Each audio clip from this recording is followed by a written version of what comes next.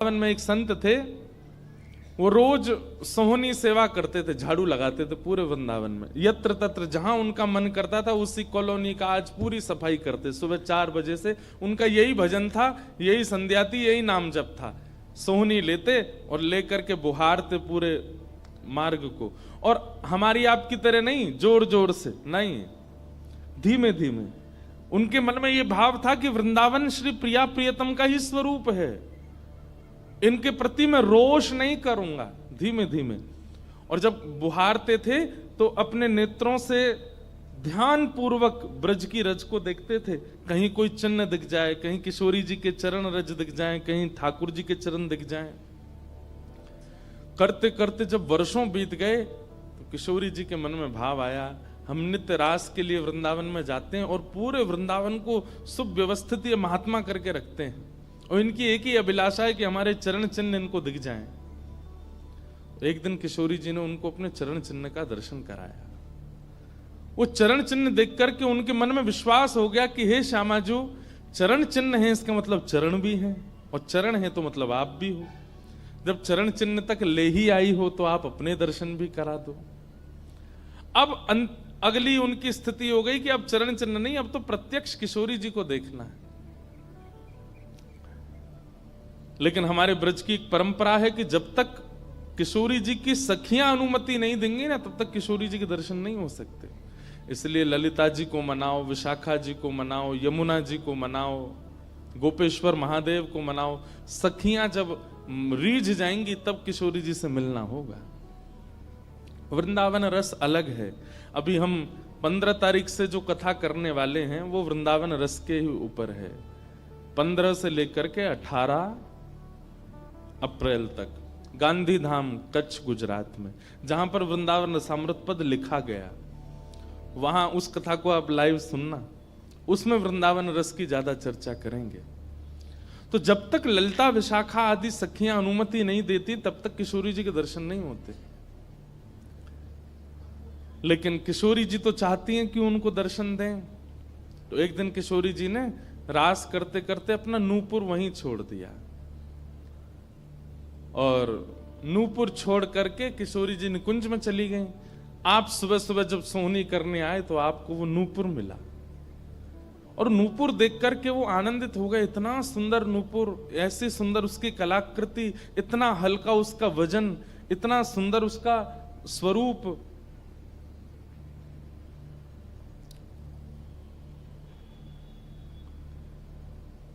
आपके मन में भाव आया कि कोई बड़े घर की लाली होगी, उसका रह गया होगा, मैं रख लेता हूं, कभी कोई मिलेगा मांगने आएगा कि भाई हमारा नूपुर दो तो मैं दे दूंगा। आपने वो नूपुर अपने पास रख लिया। नूपुर से दर्शन किशोरी जी ने कईयों को कराए। इसलिए वृंदावन में जब चला कीजिए ना, बहुत ध्यान पूर्वक देखते हुए पृथ्वी को चला कीजिए, क्या पता क्या मिल जाए।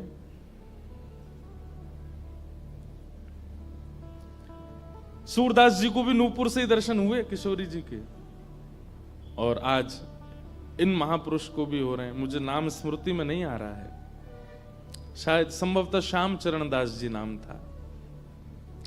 तो नूपुर को अपने पास रख लिया। किशोरी जी का नियम है कि जब रास में जाती हैं तो सब सखियां उनका श्रृंगार करती हैं, और एक एक श्रृंगार जो उन्होंने धारण किया है वो लिख लेती हैं। कानन में कुंडल पहने हैं, गले में ये हार पहना है, उसके ऊपर मोतिन की माला पहनी है, फिर गुंजा माला पहनी है, फिर नवलखा के हार पहने हैं, हाथन में इतने कड़ूला पहने हैं, पैरन में पाजे। क्यों? बोले रास में श्याम सुंदर आते हैं, पता ना काचोरी करके भाग जाएं। अगर एक कम रह जाए तो फिर ठाकुर जी की शामत कहाँ है, हमारी श्री जी का श्रृंगार बताओ। इसलिए सब सखियां जो हैं किशोरी जी के सिर से लेकर नख तक एक एक श्रृंगार को लिख लेती हैं पहले, रास में भेजने से पहले। और फिर रास में आने के बाद, रास से आने के बाद फिर सब सखियां एक एक श्रृंगार एक बोलेगी, हाँ भाई कानन में ये कुंडल हैं, सिर पर ऐसा सुंदर वो है, गले में ऐसी माला है, हाथन में कड़ूला, पामन में ये 2 पाजेब हैं, सब गिनती करो। और एक एक करके उतारती जाती सखियां। आज किशोरी जी के चरणों का एक नूपुर नहीं है। शाखा आदि बोली, हे श्यामाजू आपका एक नूपुर कहां गया? बोले अरे मो तो पतो ना है, सके नृत्य करते करते रह गए हो वृंदावन में। ललिता विशाखा बोली स्वर्ग के इंद्र के हाथी के दांतों से बना हुआ नूपुर है, वो सामान्य नूपुर नहीं है। आपके ऊपर तो कोटि कोटि ब्रह्मांड वारी वारी जाते हैं किशोरी जी, पर वो नूपुर ठाकुर जी ने आपको भेंट किए हैं, बड़े बहुमूल्य नूपुर हैं। अब किशोरी जी बोली मोह ना पता कहाँ रह गए हो कहीं पे। किशोरी जी तो मन बना चुकी है ना, दर्शन देना है उनको। तो ललिता विशाखा ने विचार किया कि हम ही जाती हैं, ढूंढ के आती हैं निकुंज में, कहाँ है वृंदावन में। बोले अपने रूप में तो नहीं जाएंगी, तो एक वृद्धा का रूप धारण किया, एक वृद्ध मैया का रूप धारण करके ललिता विशाखा गई और वृंदावन में ढूंढने लगी नूपुर कहाँ है। तभी ढूंढते ढूंढते वो महाराज जी सोहनी कर रहे थे, उनके सामने पहुंची। अरे बाबा हमारी लाली आई सवेरे सवेरे यहाँ पे, और बाके पाम को एक नूपुर रह गयो, तेने देखो। बाबा बोले तुम कौन हो रही? बोले हम पास के गांव की रहवारी, हमारी बहू है वो, और या की लाली है वो, जाको नूपुर रह गयो है। बाबा बोले मैं कैसे पहचान जाऊं कि तुम्हारी ही लाली का नूपुर है? भाई मनचले लोग हैं, बहुमूल्य वस्तु किसी पे देखते हैं तो सब अपना अपना बताते हैं। रोड में अगर 100 रुपया गिर जाए और 50 लोग वहां से निकल रहे हों, कि कोई पूछे भैया 100 रुपया किसका, सब अपनी जेब चेक करते, भले ही कुछ लेके नहीं थे, भले ही जेब में कुछ नहीं था, फिर भी देखते लग तो मेरा ही रहा थे, मेरे जेब में 100 रुपए तो थे। सब अपना बताते हैं बहुमूल्य वस्तु को। तो मैं कैसे मानूं कि तुम्हारा नूपुर है? अरे बाबा हम कह रहे हैं तुम थे। बोले कहवे को अभी मैंने नूपुर, मैं तो असमंजस में पड़ जाऊंगा कि मैंने गलत आदमी दे दियो। बाबा फिर कैसे मानेगो? बोले एक नूपुर मेरे पास है, एक नूपुर तुम्हारी बहू ने ही पहन रखो होगो, वाकू ले आओ और यहां लाकर के मुझे पहले नूपुर की पहचान करा तो मैं दूसरा दे दूंगा। ललिता विशाखा बोली बड़ो चतुर बाबा है, श्री जी को बुला रहा है। अरे बाबा तो शर्म ना आवे, ऐसी घर की बहू बेटी ने हम तेरे पास लेके आवेंगे? बाबा बोले तो फिर चले जाओ, तुम पे भैया खूब धन धान्य, दूसरा नूपुर बनवा लियो, जे मुंह पे ही रहने दो। ललिता विशाखा बड़ी चिंता में लौट करके आई तो किशोरी जी बोली क्या बात है, आप इतनी चिंतित क्यों? बोले एक बाबा है, बाने आपको नूपुर धल लियो, यूं कह रहा है कि पहले जिनके पास एक नूपुर है उनको लेके आओ, तब दूसरा दूंगा। तो श्री जी बोली इसमें क्या देर है, फिर ले चलो, चलते हैं ना। विशाखा जी समझ गई, बोले हे ललिता जी ये सब लीला किशोरी जी कर रही हैं, इनको दर्शन देना है उनको, और हमसे और आपसे स्पष्ट कह नहीं सकती, क्योंकि हम तो फिर सबको परखने लगती है ना कि इसमें कोई दोष तो नहीं, इसमें क्या गुण है। इसलिए किशोरी जी सीधे हमसे नहीं बोल करके और ये लीला कर रही हैं, इनको ले चलो। और किशोरी जी आई वृंदावन, और महात्मा बैठे सोहनी कर रहे थे, और सामने से जैसे ही किशोरी जी को आते हुए देखा, बाबा ले हमारी बहू आ गई, अब नूपुर दे दे, देख यहाँ को नूपुर भी वैसा ही है। बाबा बोले मेरी आंख की कमजोर है ने, दूर से दिखना रही, पास लाके हाथ से स्पर्श कराओ। ललिता विशाखा बोली बाबा तो शर्म ना आ रही अपनी बहू को स्पर्श करा में? तो बोले चरण स्पर्श करावे में कहा देर, ले आओ। किशोरी जी समीप गई, जैसी चरण स्पर्श किए अपने हाथों से नूपुर पहना करके लिपट गए चरणों से। हे किशोरी जी, हे श्यामाजू, अब कृपा करो, मैं जानू ना तो ये दोनों कोई बूढ़ी मैया हैं और ना आप इनकी बहू, आप साक्षात किशोरी और ये ललिता विशाखा है, अब मुंह पे कृपा करो। तो किशोरी जी ने उसी नूपुर से उन महात्मा के सिर पर एक चिन्ह बना दिया, अपने नूपुर का ही चिन्ह बना दिया, और कहा बाबा अब जीवन भर ये छाप आपके मस्तक पर ही रहेगी, मेरे नूपुर की छाप। उन महात्मा के मस्तिष्क पर जैसे हमारे तिलक दिखता है, ऐसे प्रत्यक्ष नूपुर की छाप प्रत्यक्ष सबको दिखने लगी। अब ये तो थी उनके ऊपर कृपा, लेकिन इससे क्या हुआ कि वे महात्मा लौट करके जब अपने आश्रम आए तो उनके गुरुजी ने जब उनके माथे पर देखा तो वो बोले, ए तुमने अपने गुरु के द्वारा दिया हुआ चिन्ह बदल दिया? हमने जो तुमको तिलक दिया तुम वो क्यों नहीं लगाते, ये क्या लगाए घूम रहे हो। तो हाथ जोड़ के निवेदन किया, गुरुजी ये कोई तिलक नहीं है, ये कोई चिन्ह नहीं है, ये तो मेरी किशोरी जी ने कृपा करके अपने नूपुर का चिन्ह मुझे दे दिया है। तो गुरुदेव बोले, हाँ तू बहुत बड़ा भक्त है ना, किशोरी जी आकर के तुझको चिन्ह देंगी। कोई माने नहीं, सब बोले जाओ इसको मिटा के आओ, और जो मैंने तुमको चिन्ह दिया है वो लगाओ। अब पहले तो उनके हाथ कांपे कि मैं इसको कैसे मिटाऊं, लेकिन गुरु आज्ञा से ऊपर कोई नहीं। देखो ये गुरु निष्ठा होती है। किशोरी जी ने भले ही चिन्ह दिया, लेकिन गुरु आज्ञा है तो ठीक है। गए यमुना जल से, सुबह से शाम हो गई मिटाते मिटाते, लेकिन वो चिन्ह मिटा नहीं उनसे। शाम को लौट करके आश्रम आए तो गुरुजी बोले, मैंने तुझे सुबह टोका था ना ये चिन्ह मिटा के आ, और तू अभी भी नहीं मिटा रहा। बोले गुरुजी मैंने प्रयास तो बहुत कर लिया लेकिन ये मिट नहीं रहा है। तब भी उनके गुरुजी माने नहीं। अब तो महाराज ये होने लगा कि गुरुजी को इतना क्रोध आ गया कि ये इतना हट कर रहा है कि हमारे द्वारा दिया गया तिलक चिन्ह उसको अस्वीकार करके और ये मनमुखा चिन्ह लगाए घूम रहा है माथे पर। गुरुजी ने सब अपने परिकर के लोगों को बैठा करके पंचायत करी आश्रम में। बोले इसको निकालो, जब हम में श्रद्धा नहीं, हमारे स्वरूप में श्रद्धा नहीं, हमारे तिलक में श्रद्धा नहीं, तो क्यों रहता है यहाँ पे। वो रोते रोते बोले गुरुजी मैं सत्य बोल रहा हूं, ये किशोरी जी ने चिन्ह दिया है और मैं खूब प्रयास कर रहा हूं, नहीं तो आप प्रयास कर लीजिए, ये मिट नहीं रहा है। अच्छा अब हमसे चाहता है कि हम तेरे माथे को छू करके मिटाएं, नहीं माने। तब उन्होंने नेत्र बंद करके किशोरी जी का स्मरण किया, हे श्यामाजू मैं किसी को प्रमाणित ये नहीं करवाना चाहता कि आप मुझे मिली हो, पर मेरे गुरु के चित्त में मेरे प्रति अविश्वास आ रहा है, इसके लिए कोई आप लीला करो।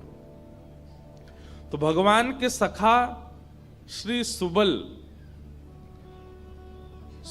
जी की ये आराधना करते थे। ये जो महापुरुष थे ये ठाकुर जी के सखा सुबल का चिंतन करते थे कि कभी मैं ठाकुर जी से मिलने का मन हो तो सुबल, जैसे भगवान के सखा है ना, तनसुका मनसुका धनसुका मधुमंगल श्रीदामा सुबल, तो ये सुबल का चिंतन करते थे कि सुबल कभी कृपा करेंगे तो मुझे ठाकुर जी से मिला देंगे। ऐसे सखियों का चिंतन करते हैं किशोरी जी के दर्शन करने वाले, और सखाओं का चिंतन करते हैं ठाकुर जी का दर्शन करने वाले। तो इस सुबल का चिंतन करते थे। तो किशोरी जी ने सुबल को बुलाया। सुबल आए, श्यामाजू आज्ञा करो। बोले आपको हमारा एक काम करना है।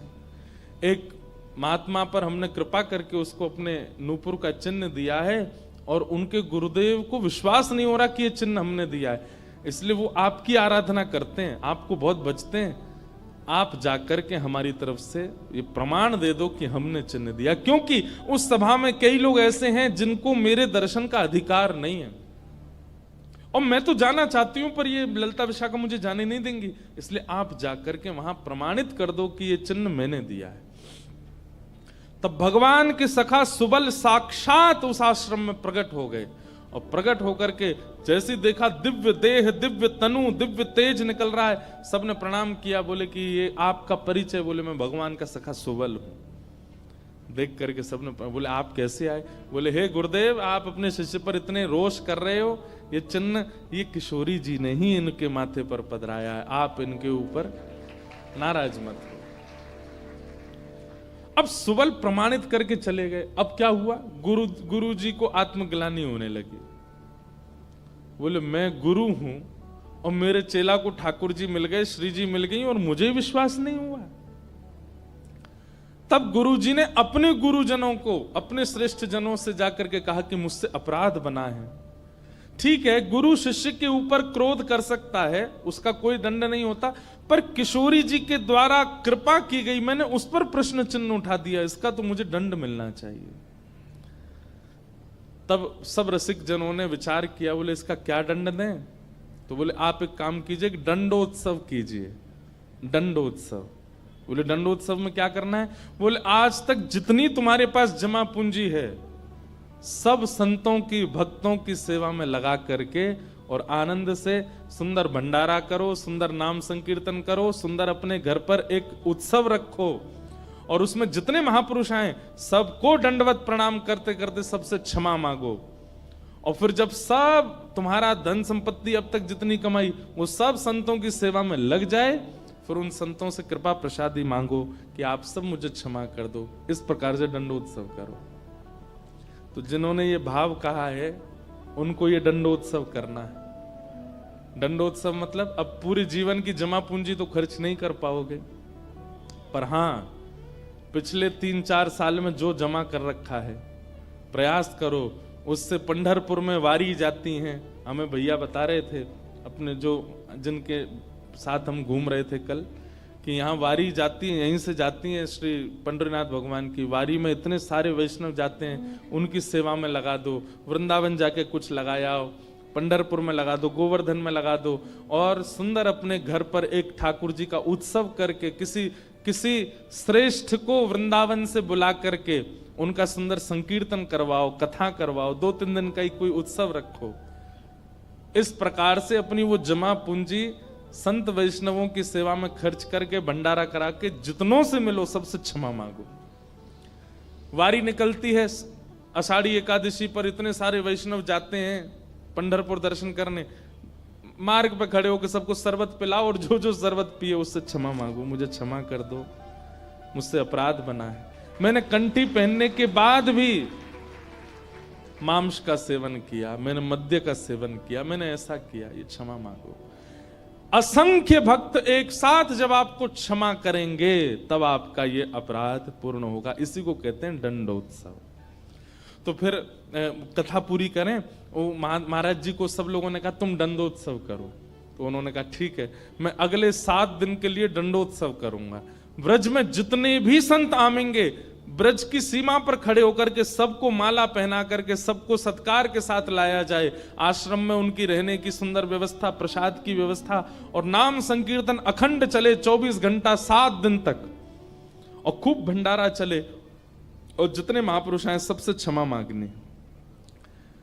तो जब ये दंडोत्सव का बात हुई तो गुरु जी ने दंडोत्सव लिया, और चेला बेचारे जिनको किशोरी जी ने चिन्ह दिया था वो मन में सोचने लगे ये क्या हो रहा है, मेरे कारण मेरे गुरुजी को दंडोत्सव करना पड़ रहा है। तो उन्होंने अपने गुरुदेव के सामने प्रणाम करते हुए अपनी झोली फैला के कहा गुरुजी मुझे एक भिक्षा दे दो।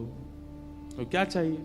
बोले जो दंडोत्सव आप करना चाह रहे हैं वो मुझे करने दीजिए, आप विराजिए, आपकी जगह मैं करूंगा, मैं शिष्य हूं आपका।